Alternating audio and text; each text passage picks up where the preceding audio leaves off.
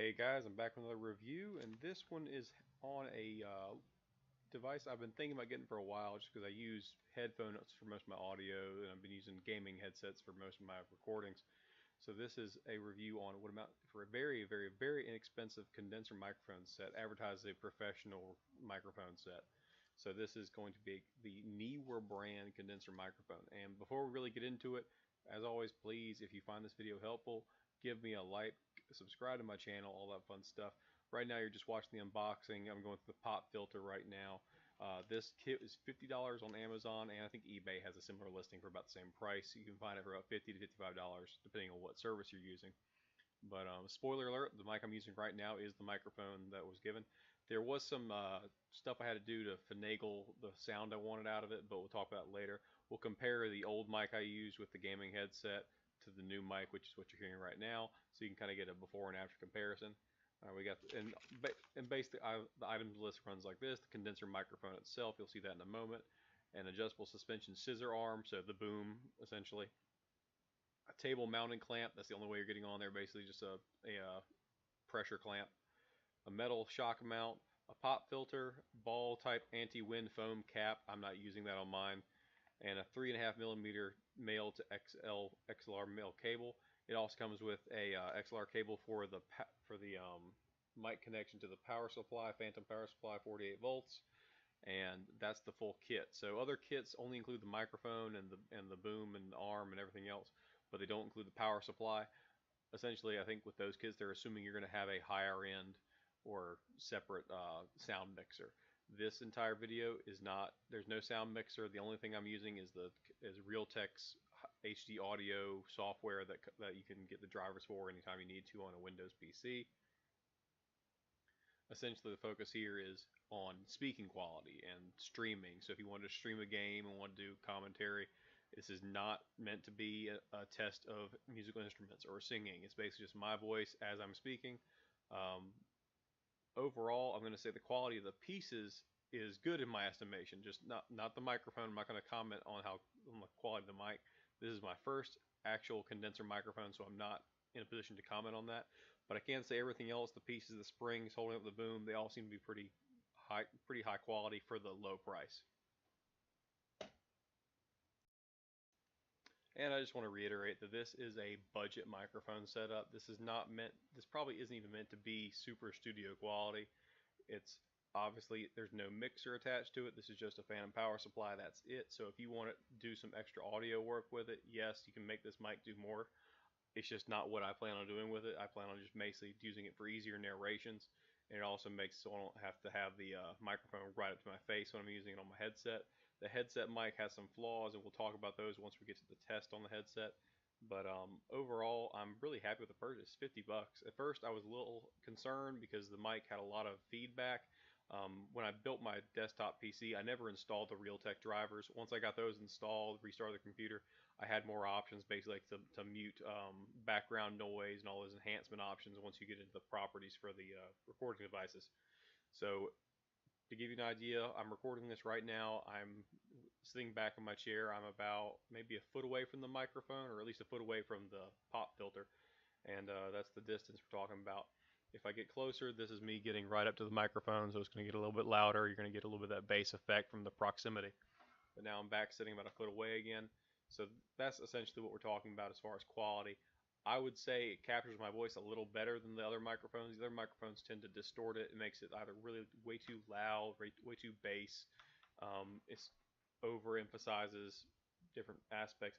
I can hear myself clicking on a computer much more easily with the headset microphone for gaming versus this one, which kind of, because of the Realtek drivers, basically lets you kind of, and those enhancements lets you kind of filter out some unwanted noise.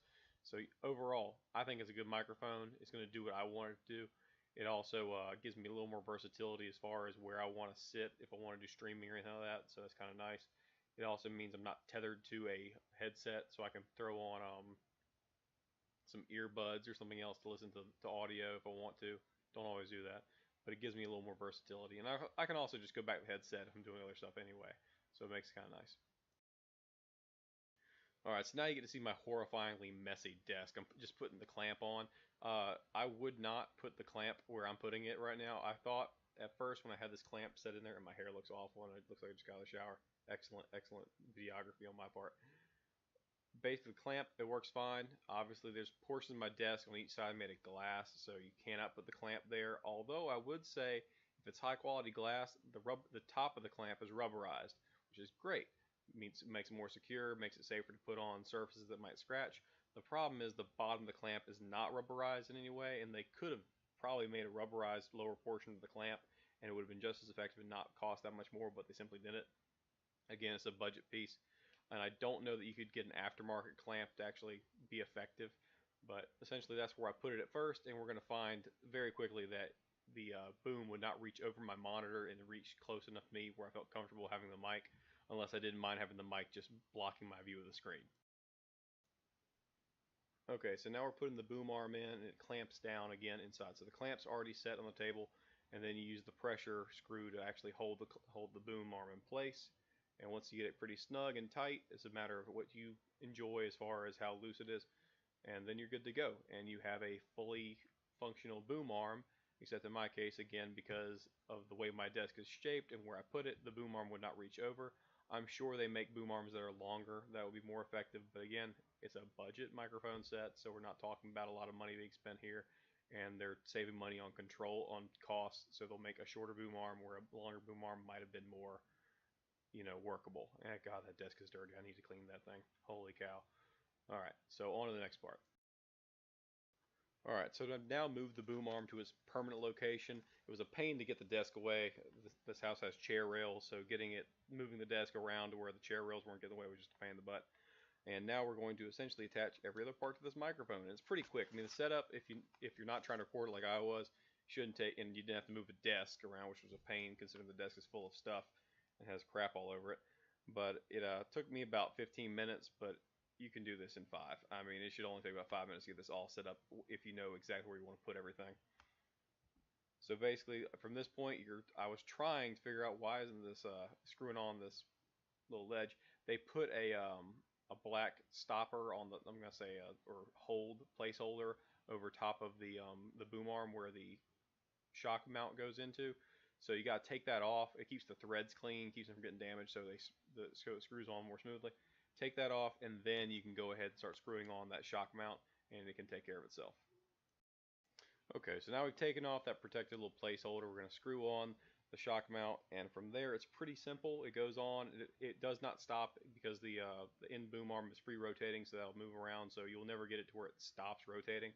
So keep that in mind. Don't sit there and try to just spin it over and over and over again, kind of like I do, because I didn't exactly realize that would happen. So yeah, that moves around a little bit. And after you get done with that, you're going to start working on getting the mic put in. And the shock mount also has an adjustable arm, so you can change around the angle or the pitch that's actually for the mic holder itself. And from here, we got to actually get the mic put in. So put it in from the bottom, squeeze the little prongs on the side, let it in. Make sure that the whatever it is, make sure the label for the microphone is facing you. That's where the better input is. So make sure you're facing that. Otherwise, you might be recording your keyboard clicks and not realize it. And from there, you got the microphone set. And now we're going to install the pop filter, so we're just talking about putting it in place. I will say this, the picture you see online of this particular kit, I feel like is a little misleading. One, it looks like the cords that lead from the mic, the power supply, that there's some kind of path for them to follow, like it follows some kind of either internal track on the boom arm. It doesn't. These things aren't set up for any kind of internal wiring or cable management. And also the pop filter, I feel like they make it look a lot longer on the image, so you might be a little disappointed with that. Like I couldn't get it to hang over perfectly, and I basically just have the pop filter in front of it. It does not look as clean and crisp as it does on the advertising, and then again, whatever does. So I mean, you're not talking about a huge loss there, but they make aftermarket pop filters that you can get all day long with longer arms, a little more versatility. So here you go. There's the sped up version, just putting on the pop filter. Once that's on there, you're still going to want to adjust the mic up and down however you feel most comfortable with it being. And that's where you kind of get to fiddle around with basic, mic placement. It depends on where you sit, how you sit, what your gain on the microphone is. If you have a sound mixer that lets you adjust this stuff to the very smallest detail, Again, I'm working just off the computer and whatever Realtek audio enhancements are present. This is not anything special. This is really just a recording mic for streaming. So you're not talking about any voice control, reverb, adjustments in gain to pick up outside noise or to not pick up outside noise. And from this point on, all it is just hooking the wires up. It's pretty much idiot proof, which is one reason why I don't show how to do it. It's just, all you're doing is plugging in one cable to the mic.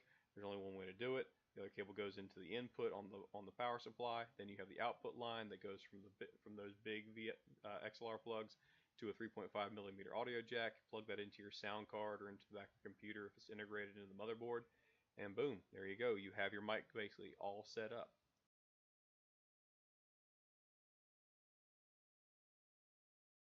And this is the final setup. This is what the mic looks like all put together. It's got my computer right there, which there's a video about. Probably I'll show up in the links or in the eggs or the inboxes. And my messy desk. For someone who plays many video games as I do, you think I'd have like a clean desk area? No, I got receipts. I think there's an SD card somewhere. There's another micro. Oh, there's a scale. That's classy. So yeah, I don't really take care of my space here very much, but the mic looks pretty cool. So I'm really happy with it. Now, again, I did have some issues when I was trying to get the playback to work, the recording functions to work a little better on this. There was a lot of background noise, and again, when I built this computer, I did not install a bunch of. I used the Windows drivers basically. I didn't have the Realtek drivers put in, and I went ahead and installed those, and that took care of most of the reverb. So right now, you're not reverb, excuse me, the white noise in the background. It was really bad. Like you could hear a lot of white noise. I unplugged it, replugged it in, everything I could think of. I Googled tech support basically, and finally, I just installed the Realtek drivers, and that gave me more options for enhancements, noise reduction, and obviously if you get a sound mixer, that's going to be bypassed completely more than likely if you know what you're doing, and you can change the gain up a little bit and alter things around to where you're not dealing with that level of complexity and white noise in the background. So what you're about to hear is going to be the first initial test will be on those Sadie's headphones that I use. You can see them right in the bottom corner, right next to the laptop, kind of glowing red. Those are just cheap budget $20 USB wired gamers headsets. They're not meant to be that intensive. They're just meant to be what you need to get things done. But it is USB sound. So in just a moment, you're going to hear me test it, just say a few words, just so you get an idea what it sounds like.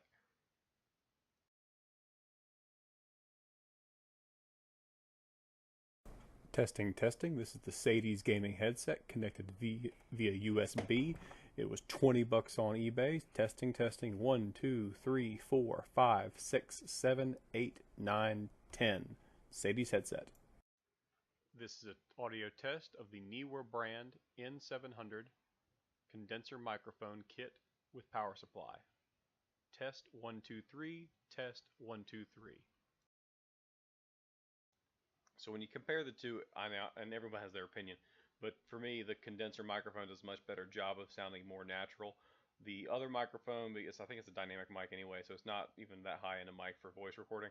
So you're talking about a fairly cheap mic that's gives you a lot of like false bass to my voice that doesn't really have, just because of how close the mic is to your mouth and where the sound's coming from.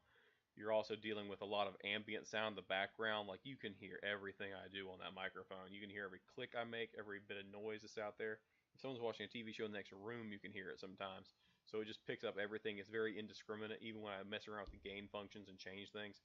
So really, this new microphone, again, using computer settings that are not designed to improve sound mixing, sounds a lot better. It's better for streaming, better for just talking in general. It won't overwhelm the senses where that other microphone does. I started noticing that more and more on videos how loud my voice was. I'm like, honey, I even told my wife, I said, is my voice that loud? She's like, no, it's got to be the microphone.